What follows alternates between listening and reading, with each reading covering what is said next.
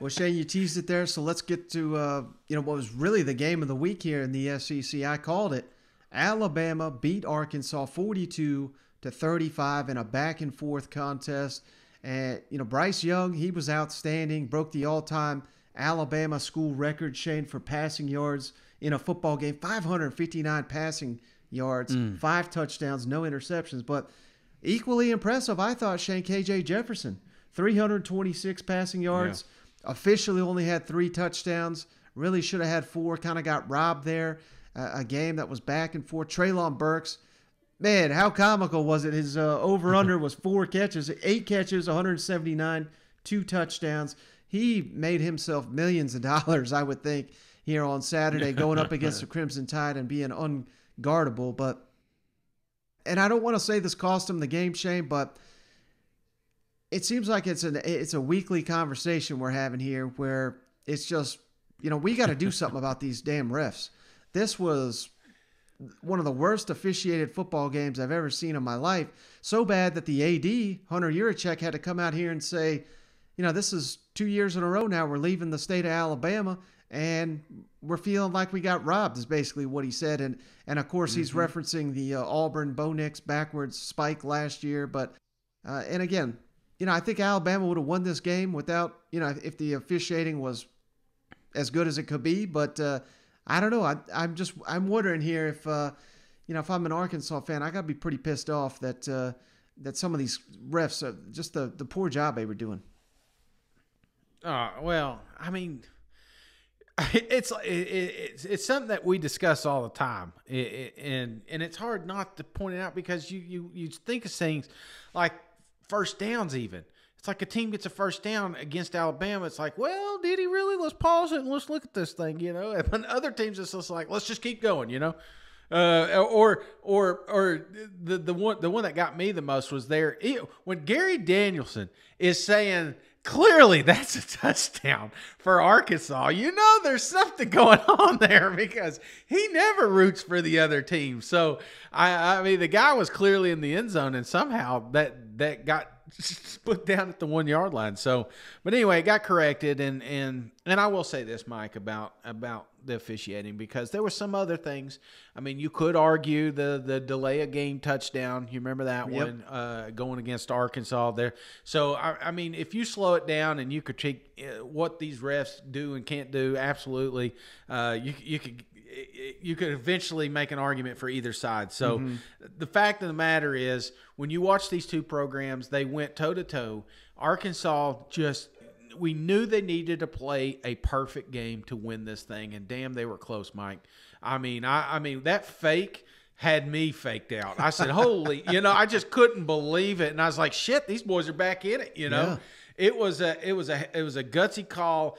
And at that brief moment, I said, oh, man, these guys belong. These guys have a chance to beat Alabama. But fact of the matter is, you look on the other side, brother, Alabama defense played terrible. Arkansas defense played terrible. But that offense is efficient and dangerous. I know we're going to talk about how well Burks played.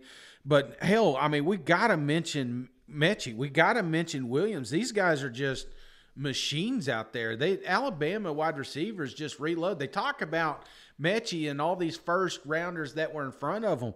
Mechie's not a bad receiver. He's just in a long line of excellent receivers, and he really showed that. I think 10 receptions, 173 yards. There was a couple opportunities that he almost capitalized on. He could have easily had over 200 yards receiving. So this Alabama offense, buddy, is coming into their own here late in the season. Yeah, and you mentioned Jameson Williams, too. 8 catches, 190 yards, 3 touchdowns. And I think outside of any quarterbacks out there, maybe like a Hendon Hooker, but outside of the quarterback position, I don't think there's a bigger impact transfer in college football than Jameson Williams. I don't know where Alabama would be without their big play receiver. But now I agree with everything you just said. I mean, the offense was fantastic, but I'm very concerned at this point, Shane, with the defense of Alabama. They allowed 5 drives of over 75 yards, and all those resulted in touchdowns for the Arkansas Razorbacks, which makes me think, all credit to Arkansas because we've been singing their praises, saying they're better than anticipated.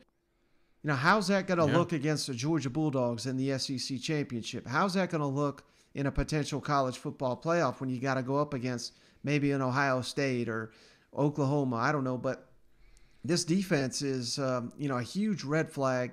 If Alabama is thinking they're going to repeat as national champions, they're going to have to. It seems like they're going to have to play an aggressive style where they're going to have to force turnovers.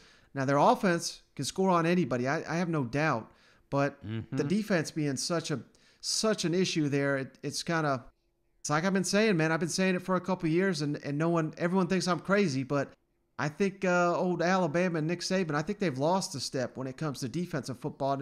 And maybe that's more just the game changing and it's being more an offensive game. But when I see Arkansas Razorbacks going up and down the field on them all day, I'm a little bit concerned there.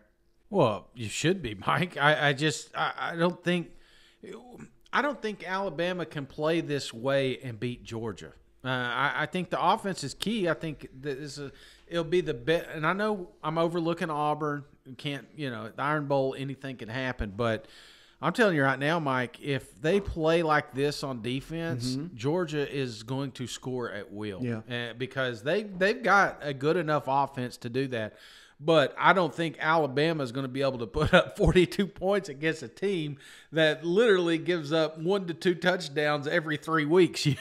So that's my biggest concern is what you said. That side not getting better.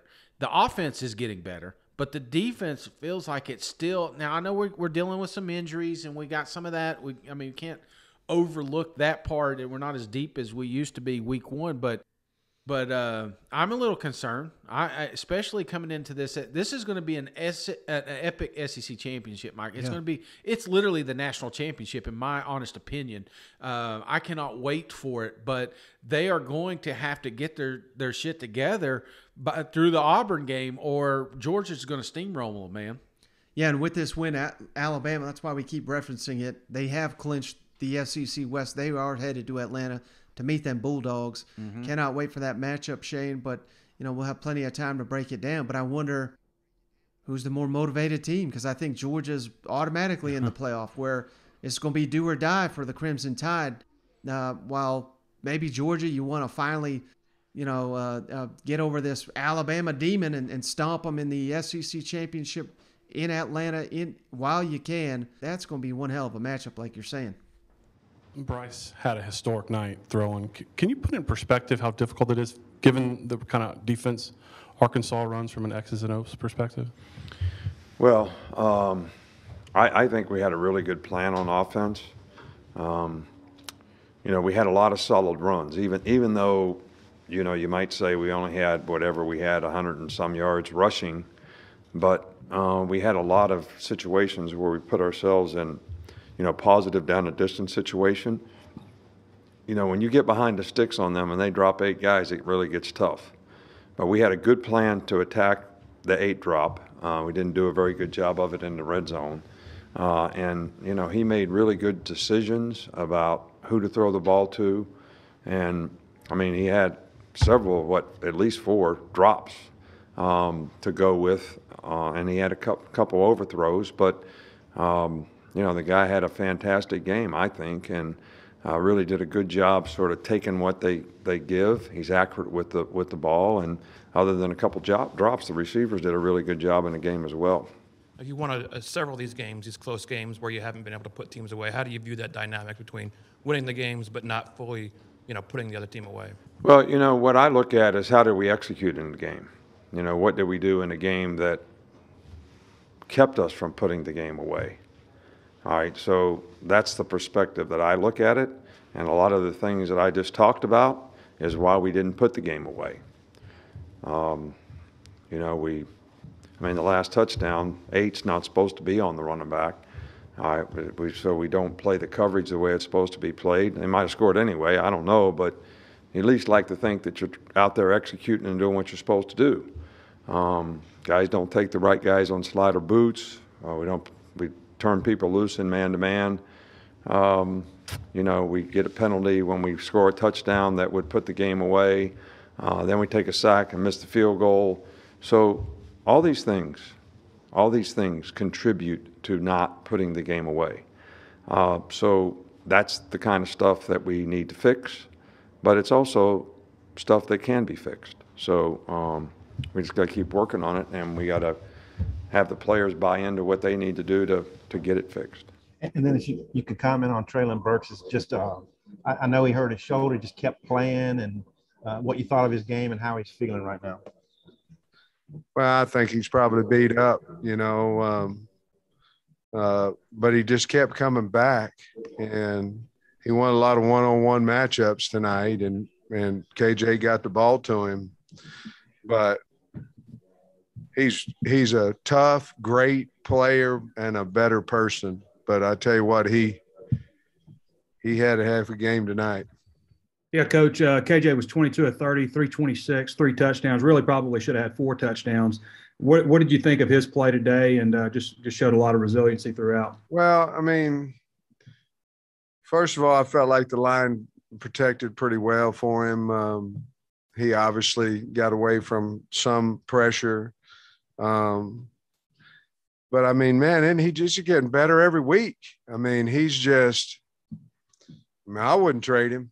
And as a character player, but I thought he was outstanding. He had some good runs in there tonight. He's just a tough guy that, I'm glad he's our quarterback. But to go out there and do what he did tonight, Trey, you wouldn't have mentioned it if it wasn't outstanding. And it certainly was.